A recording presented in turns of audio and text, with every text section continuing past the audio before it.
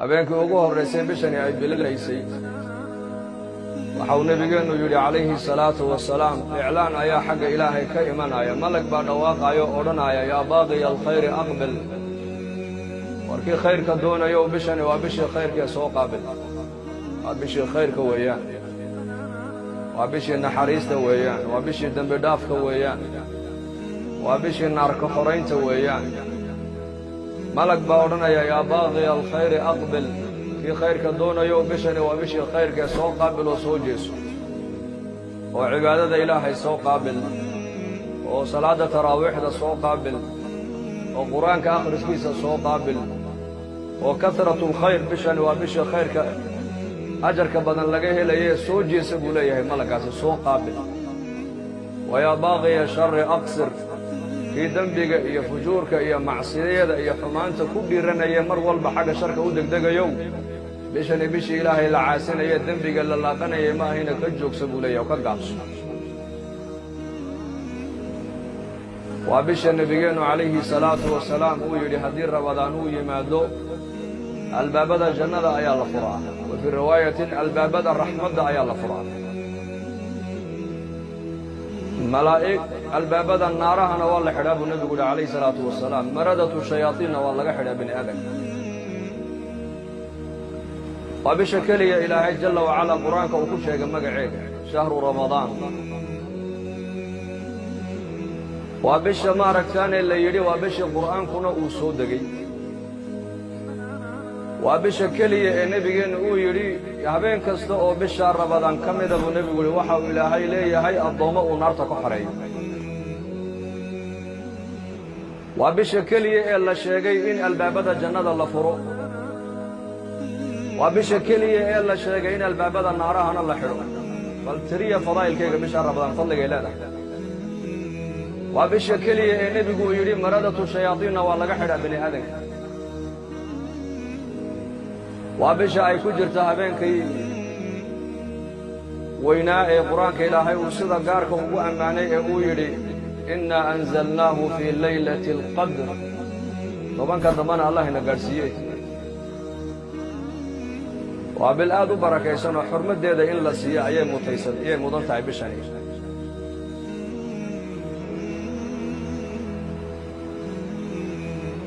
asawmu junna soomku waxau nebigu ku sheegay fadaa'ilkiisa kadaalika inuu yahay gaashaan asawmu lii wa ana ajzii bihi ilaahayna waa kii lahaa xadiis alqudsi soonka aniga ayaa iska leh anigaana addoonkayga ka abaalmarin doona waa bisha uu nebi maxamed calayhi salaatu wasalaam uu yidhi saa'imku intuunan afurin waxa uu leeyahay duca la aqbalo waa marka icdaadu ay sii dhacayso eed afurka u diyaargaroobayso xilligaa ducada waa la aqbalaayo baahidaada ilaahay u sheego soonku waa gaashaan asawmu junna naartuu gaashaankaaga noqonaya shahawaadkii nafta ayuu gaashaankaaga noqonaya macaasida ayuu gaashaankaaga noqonaya xanuunnada dakhtarradu ay dawayn kari waayaan ayay bisha rabadaani ay dawaysaa bal dhakhtarrada waraysta oo dhahala bishee baad ugu shaqo yar tihiin waxay ku odhanayaan bishaa rabadaan baan ugu shaqo yarnahay nin dokteera oo maalin ka hadlaaya ayaa yidhi bishii caafimaadkaa timid bishii dadku ay bogsanayeen baa timid waayo baa lagu yidhi wuxuu yidhi bishaa cid noo timaadda umaba aragnay buuri dadka bukaanku way yaraadaan waa bishii caafimaadka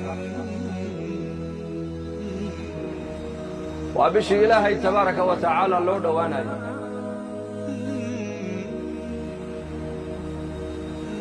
waa bishii dembi dhaafka man saama ramadaana iimaanan waxtisaaban gufira lahu maa taqaddama min dembihi bishaa ninka sooma buu nebigu leeyahay maalin kasta oo bishaa ka mida ninka sooma buu nebigu leeyahay dembigiisii hore o dhan waa loo dhaafaya man saama ramadaan bishaa ramadaan ninka sooma iimaanan isaga oo iimaan leh oo yaqiin leh oo garanaya amarkani inuu yahay amar alla xaggiisa ka yimiday ixtisaabna waa maxay ajarka iyo hawaabkana ilaahay tabaaraka wa tacaala ka dalbayo ilaahay ka rajaynaya inuu ilaahay ka abaalmariyo dembigiisii hore oo dhan waa laga dhaafaa buu nebigu yidhi calayhi salaatu wasalaam من قام رمضان إيمانا واحتسابا غفر له ما تقدم من ذنبه لك بشهر رمضان صلاة التراويح دا أكعب نبي قليه عليه الصلاة والسلام سقوا إلهي كالصون إيمان قضى واحتسابا أجر يتوابنا إلهي كالضل بايو إلهي كالرجين أجر وكسي عبادة سقنا دنبقي هوري وقرد عايو دنبا لقرد أفاب نبي قل عليه الصلاة والسلام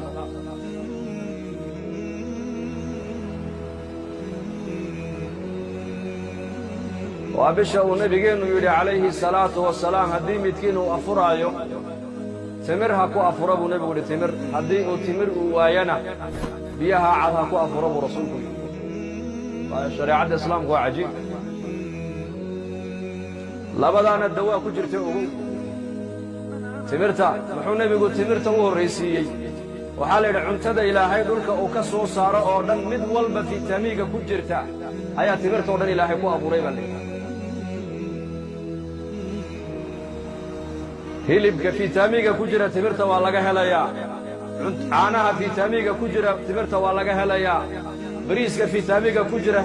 timirta waa laga helayaa wax liya waxa nabaataat iyo khudrawaat iyo maaragtay nicam ilaahay bil aadamka uu siiyay cunayaan mid walba gaar ahaan fitamiga si gaar ah iyada loogu abuuray ayaa ilaahay intuu soo jamciyay baa ilaahay timirta inoo soo dhex geliyay timirtu waa nicmada muslimiinta ilaahay khaaska uga dhigay waana zaadkii muslimiintu ay diinta caalamka oo dhan ku gaarsiiyeen asxaabu muxamed sala allahu calayhi waaalihi wasalam waradia allahu canhum ajmaciin markay risaalada muxamadiyada ay xambaarayeen ee adduunyada gaadhsiinayeen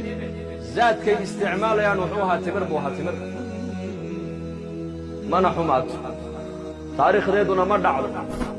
saalixiintu waxay odhan jireen aqalka timir aynan oolina faqri baa aqalkaa yaalla markaa buu nebiguna leeyahay calayhi salaatu wasalaam ninkii soomayow haddaad soontid buu nebigu leeyahay kiina afuraya timir ha ku afuro hadduu timir waayana biyaha cad ha ku afuro biyaha cadna waa daahir buu nebigu yihi oo micdada jidhkaaga jeermiskii ku hadhay oo dhan bay bannaanka u soo saarayaan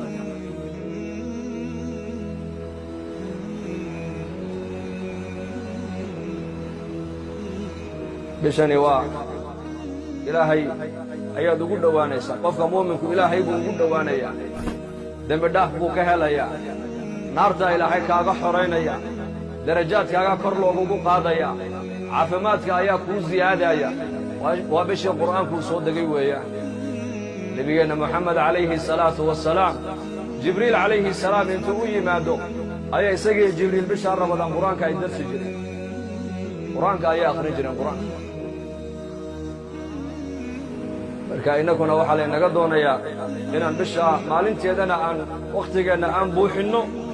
oon cibaadada iyo salaada iyo qur'aanka iyo dikriga iyo daacadda ilaahay iyo mudaarasata alcilmi aan ku buuxinnaa laynaga rabaa habeenkiina salaataleyl iyo munaajaad iyo salaata taraawiix inaan wakhtigeenna ku buuxinnaa laynaga doonaya laba meeloodba shayddaankaa gala bay culimmadu yidhaahdeen wakhtiga madhanna shayddaanka ayaa dega aqalka madhanna shayddaanka ayaa dega marka qofka muslimkaa la dooni maayo wakhtigiisa inuu ka dhiga firaaq bal firaaqa wakhtigaaga ka ilaaliyo buuxi oo maxaan ku buuxinaynaa waxaan ku buuxinaynaa bishani maadaamay tahay bisha qur'aanku uu soo degay qur'aanka akhriskiisa ayaan badinaynaa maadaamuu nebigeennu calayhi salaatu wasalaam bisha malakuljibriil intuu u yimaada qur'aanka ay wada darsi ay jireen innakuna bisha ramadaan waxaa la doonayaa qur'aanka inaan darso ood ugu yaraan bal maalintii hal juz oo qur'aan aad akhridaa si bishaa ramadaan qur'aanka mar aad u khatimtaa haddaad saddex juz maalintii aad akhridana waxaad khatimaysaa 3 jeer baad qur'aanka khatimaysaa haddaad 5 juz aad akhrida qur'aanka maaragtaane maalin kastana 6 maalmood baad qur'aanka ku khatimaysaa oo laga yaabaa bishaa ramadaan inaad khatimto maaragtaane 6 jeer 7 jeer